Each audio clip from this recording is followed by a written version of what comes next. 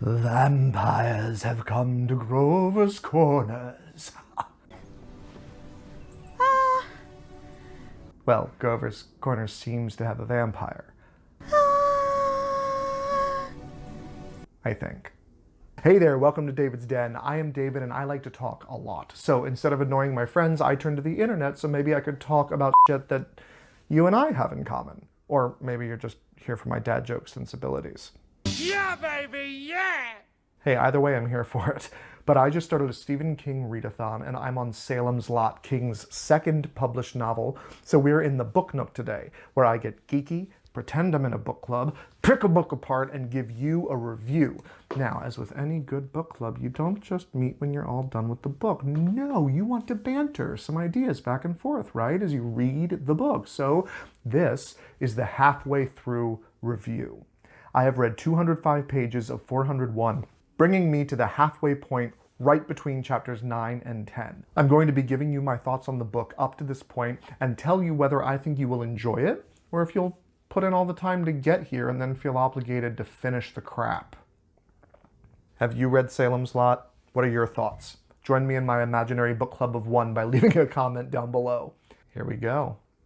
Salem's Lot is a vampire novel that hit the shelves in 1975. Shelves. Does anyone else remember actual bookstores? With shelves? Is that just me? There's no one over there. If you're coming along on the Stephen King readathon with me, we are in part 2 and we have just finished chapter 9, Susan 2, and we're getting ready to begin chapter 10, The Lot 3. Now, Salem's Lot is short for Jerusalem's Lots, so I guess it should really be Salem's Lot. But Salem, that's hard to do. Salem, see, there's an accent there. Jerusalem, so Salem's Lot. Jerusalem's Lot was so named for Jerusalem, not the place, but a pig that went kind of crazy about 200 years ago, but that's neither here nor there, except to tell you about the nature of the town. It's a down-home place with a little darkness running under the surface, and oh, the town knew about darkness. It knew about the darkness that comes on the land when rotation hides the land from the sun, and about the darkness of the human soul. It is a town where everyone knows everyone and no one's business can be kept secret, especially from Mabel Wirtz. I mean, shit, she sits in her window with binoculars. King's then editor, Bill Thompson, even said that Second Coming is Peyton Place with vampires. Though I would argue that Grover's Corners is a more appropriate description than Peyton Place, says the man who's never read Peyton Place. Well, this is just a little Peyton Place and you're all Harper Valley hypocrites. You know, I should probably watch that so it goes on my list of things to read and I can do it after I finish the King readathon. Do you guys think I should? Leave me a comment down below. Let me know. Oh, and in case you didn't pick up on it, the original title was Second Coming, not Salem's Lot, by the way. But between double entendres and religious concerns, the title was changed. Don't skip the introduction, by the way. It's informative and entertaining. Okay, so since I mentioned the introduction, I have to take a moment to admit something to you. I bought Salem's Lot a few years back on the Nook app, you know, the app that you can use on your phone or your tablet, and it had this cover graphic that you see behind me. But I was unaware that it was actually some super special edition that included a long introduction and a few other extras, including some pretty cool artwork, actually. So when I decided to buy the printed book for this readathon, I did it quickly, making sure it was an edition with the same cover that I saw in the Nook app, and you can imagine my surprise when it didn't include any of those extra special things.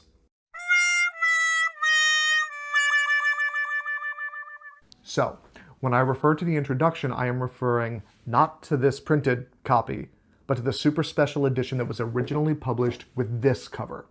I suggest you find this one, or get a virtual copy with these features. If you do have the same printed copy as I do, the halfway point is on page 321 of 653. I know the math doesn't really add up compared to the Nook book.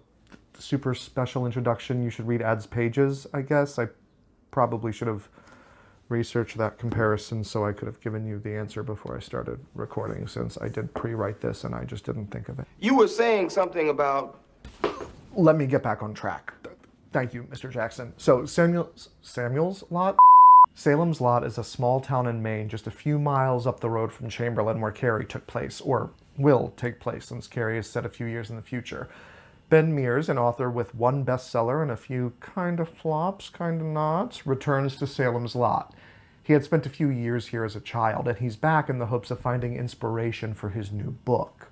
You see, Ben has been haunted his entire life by an otherworldly event that may have happened to him, or may have simply been the frightened imagination of a young boy in the Marston house. A dark sentinel looming over the town from the highest hill. From almost anywhere in town you could see, at the very least, the top angle of the roof just peeking over the dark horizon of pines, blotting out the stars at the rim of the visible world.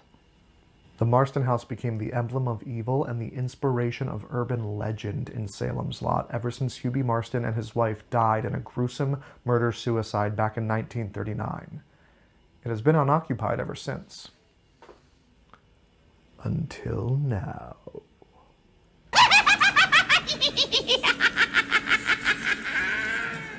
Ben comes back to Salem's Lot hoping to rent the Marston house, only to find that it has recently been bought by the mysterious, classically transcontinental Richard Straker and his invisible business partner, Kurt Barlow. And pardon my language that I'm just going to bleep out anyway, but since we're talking vampires here, I have to tell you my first thought upon reading Straker's physical description. I actually stopped reading to write down this note. He's a suave Nosferatu-looking motherfucker.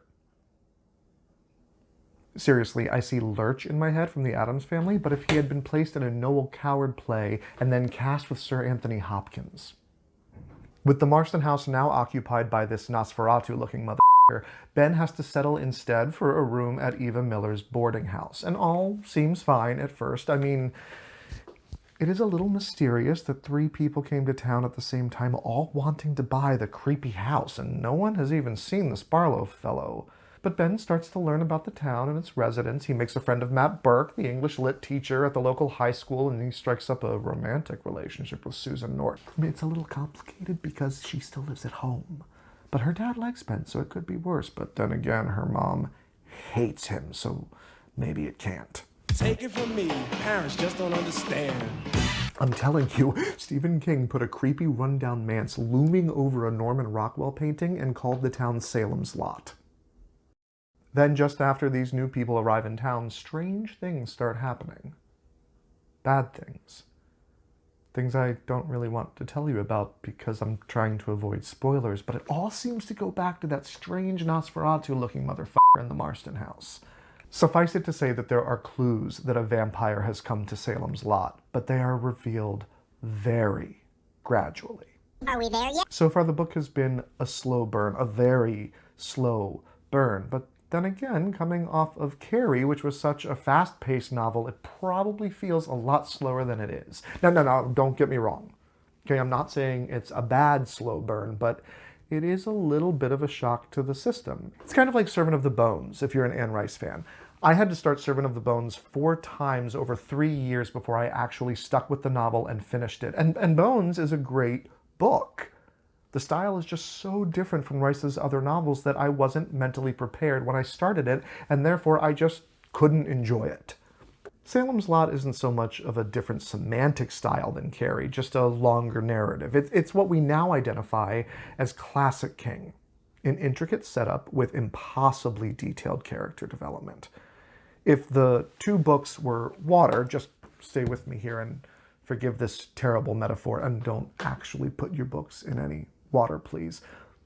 Carrie would be the cool pool that you swim laps in, and Salem's Lot would be the hot tub you get into afterward to sit and just let your mind wander. Now you're still in water. Do you see what I did there?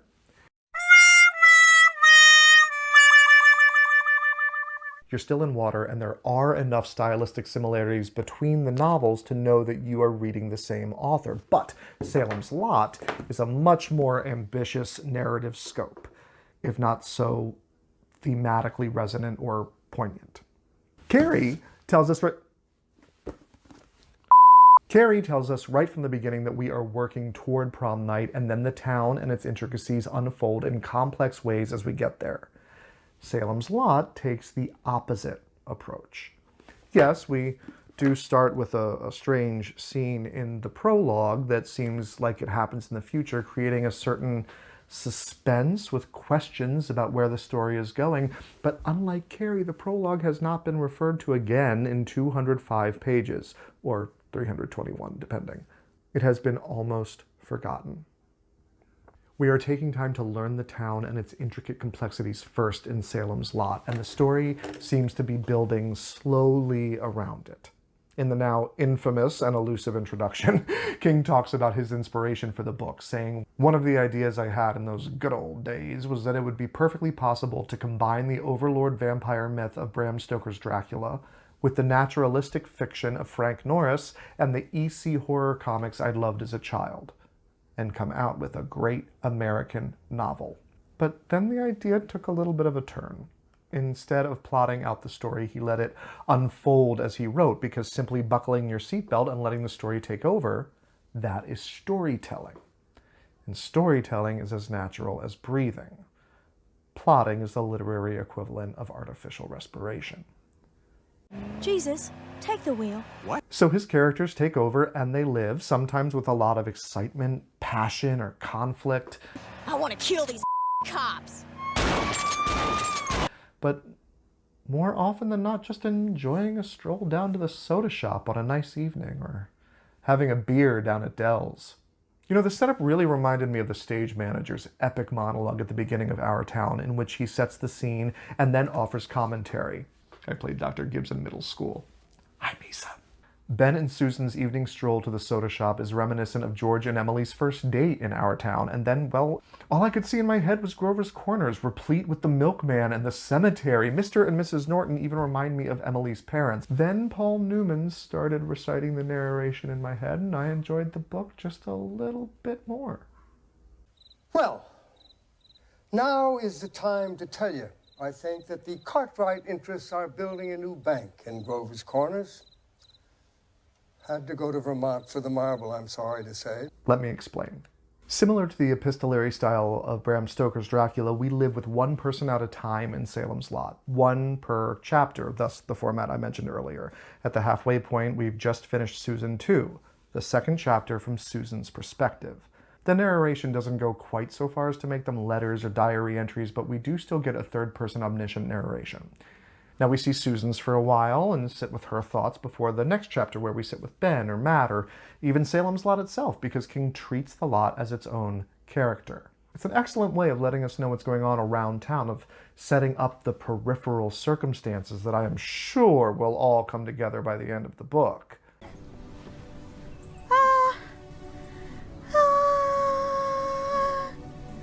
At least I hope they do, or I will be very upset we wasted so much time, because there seems to be a lot to set up. From Eva Miller's tentatively romantic relationship with one of her boarders, to Dud Rogers' weekly cleaning routine caring for the town dump, and everything in between, and everything that has come before.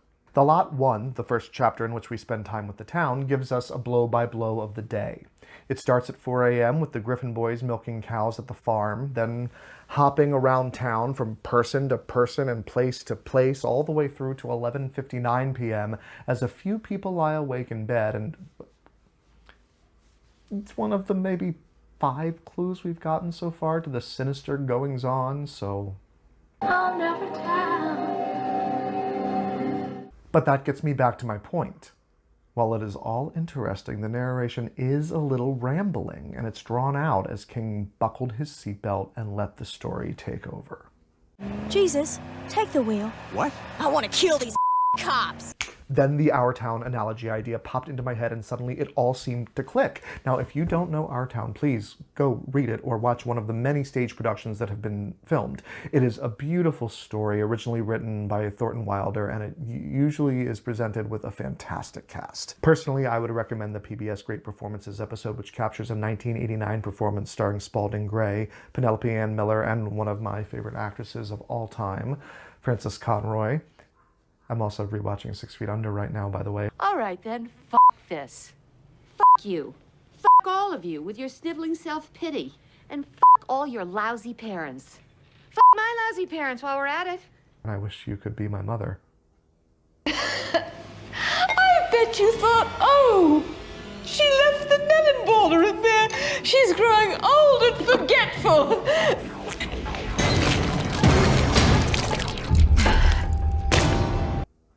Please be my mother, Frances Conroy. But the now iconic television film of our town from 2003 stars Paul Newman as the stage manager, as the narrator.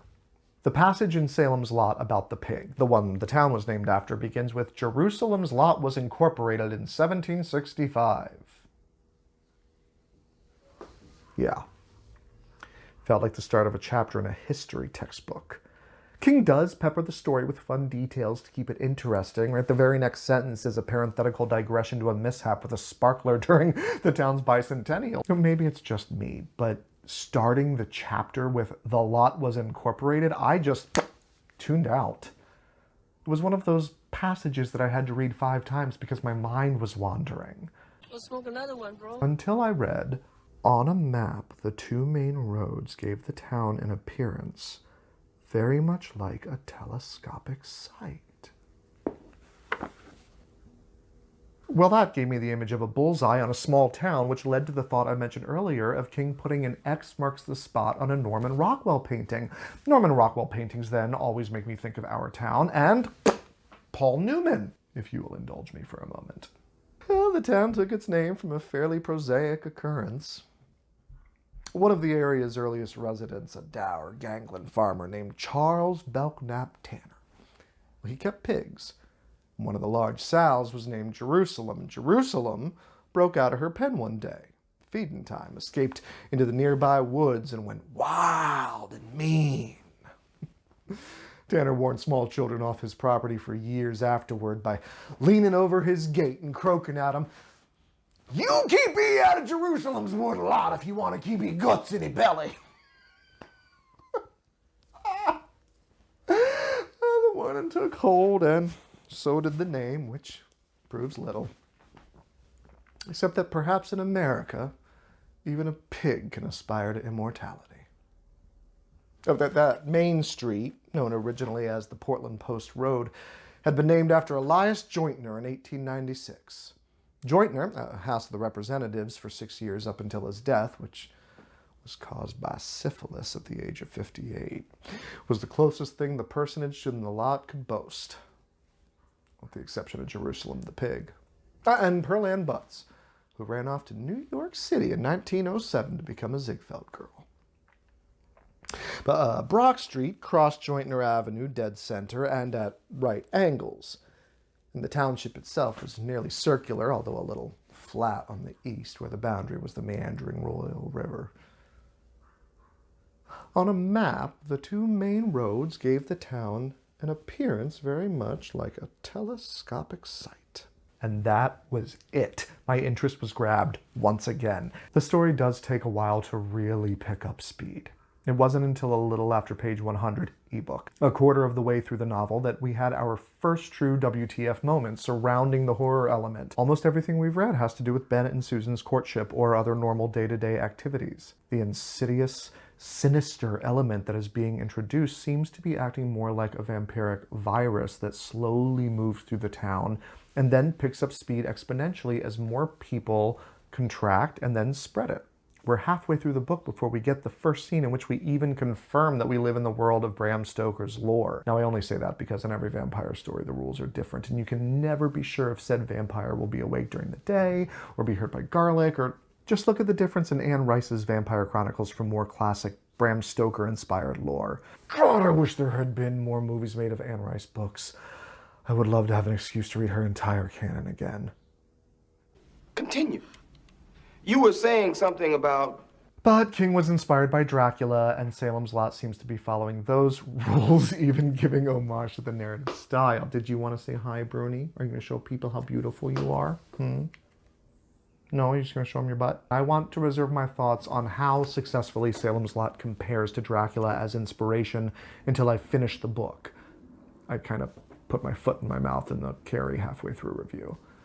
But for now, I will say that unlike Dracula, King tells us right from the start that we are in a classic 3-act structure. I'm learning to pay attention to the table of contents in a Stephen King book because it would have prepared me for this slow burn.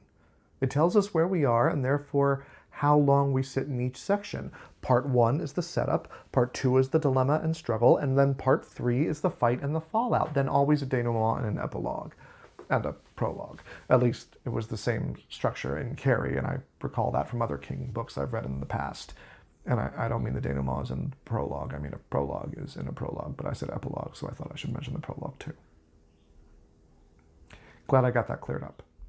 And Part 1, the setup in Salem's Lot, takes us through to page 170 ebook. Effectively, Act 1 of 3 is nearly half of the book, so in a way, I guess 1/3 can equal 1/2.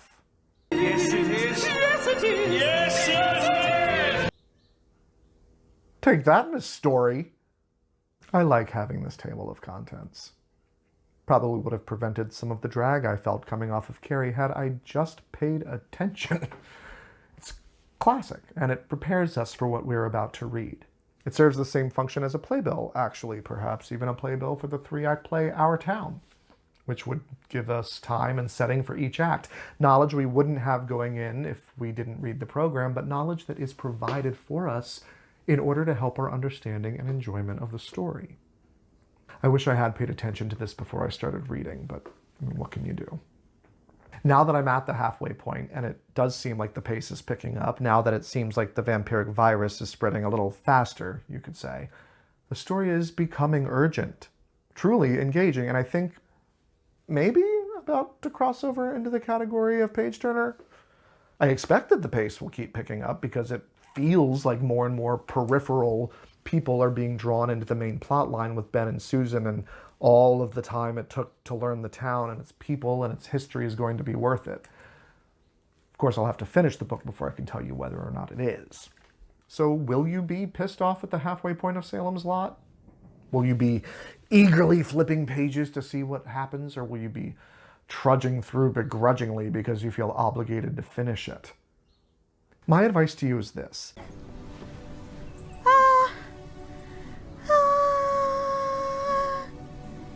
I'm really not sure. If you like well-written, intricate stories that take some time to unfold, I think you will really enjoy it. Get cozy in your own book nook, settle into a bubble bath, and spend some time with the town. But don't drop your book in the water. Sorry, I had to bring it back. If you'd rather read a novel like Carrie that grabs hold of you right from the beginning and never lets up, you'll probably be a little disappointed. But I do think that King gives us just enough mystery to keep us guessing, and that might hold your interest through to Part 2, Chapter 10, The Lot 3, page 205, or page 321. It was just enough to keep me reading. Hey, thanks for checking out the halfway through review for Salem's Lot here in the Book Nook in David's Den. What are your thoughts? Are you coming along on the Stephen King readathon with me? Leave a comment below, let me know, and also be sure to like, share, and subscribe for me.